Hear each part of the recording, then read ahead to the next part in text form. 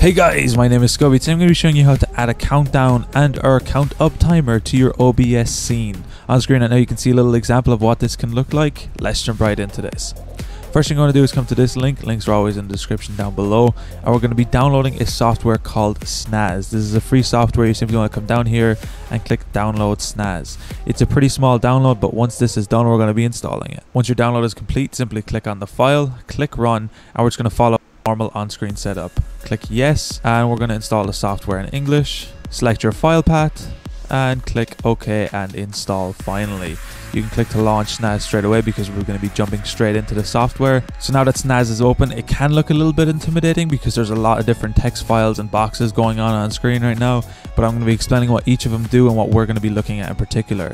So for our instance, we're only going to be looking at this bottom box, and this is to create our countdown timer for OBS. So I'm going to be explaining each one of these boxes, and we're going to be going through it step by step. So the first thing we're going to be looking at is the actual output format, and this is the actual style that's going to come up on our OBS scene. So as you can tell right now, there's 4 different functions here. There's $D, $H, $M, and $seconds. And the $sign is going to be replaced by a digit, and the D, H, M, and S basically stands for days, hours, minutes, and seconds to reset inside. For the time being, I'm going to leave it as minutes and seconds because that's what I'm going to be using for this tutorial, but it's as simple as that to set it up. The countdown timer below is actually what we're going to be using to count down to a specific time. Your countdown timer is to set this X amount of minutes in the future. So if you know now, so the live output box is going to be showing what actual time is being counted down currently. So if we click start right now, we can tell that this is the time that's going to be showing up once we set it up to OBS. And this time is going to be constantly ticking down as our time goes down. At the bottom, we can set up our message when done. So if you want to say, I'm live now, or whatever you want to write here, you can write here. And it's as simple as that to set up your actual timer settings. On the right, we're going to be able to set up a sound to play that when you're done. So if you want to select the sound on your PC, you can locate to a sound file that can have like a drum roll or something like that. So when the timer is counted down, you can play a sound. On the right, you can choose to use double digits. So say below, if your timer goes down below single digits, you can choose to still leave a 0 in front of that to make it all uniform. This is really up to yourself. It's a little bit of trial and error to see what you like. And finally, we can click on the right, remove time span equal to 0. And what that's going to do if you're streaming for a certain amount of time, and let's just say your hours go past 0, it'll simply remove that digit rather than leaving the hour digit to 0 there on the stream, which is a nice handy feature. Now finally, what we're going to be using itself is the Snaz text file, and this is where this time is currently being streamed to. Now how we're going to be doing this is we're going to be reading a text file into OBS, and OBS is going to be reading from that text file to display the time on screen.